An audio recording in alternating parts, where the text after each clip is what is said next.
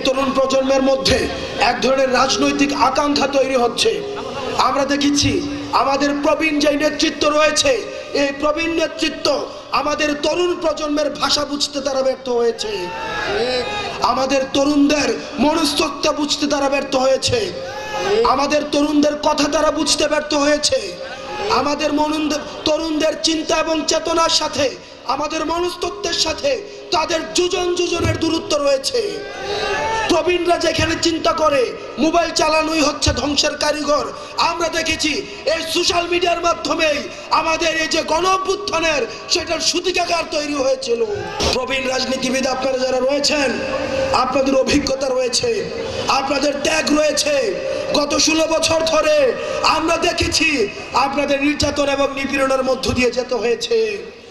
প্রবীণদের যে অভিজ্ঞতা এবং নতুনদের যে ভয়হীন মনোভাব, এই দুইটার মিথস্ক্রিয়ায় 24 পরবর্তী বাংলাদেশ বিনির্মাণ করতে হবে। অন্যদিকে একদল রয়েছে কিভাবে তরুণদেরকে তাদের মতামত হচ্ছে আন্দোলন হয়েছে, সফল হয়েছে, তোমরা আবার ঘরে ফিরে যাও, ক্ষমতা এবার আমরা একাই নিব।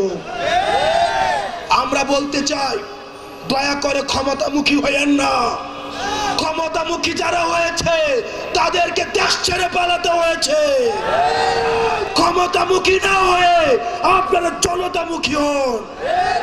আপনারা যতক্ষণ পর্যন্ত জনতামুখী হবেন, তরুণ প্রজন্ম আপনাদেরকে সঙ্গ দিবে।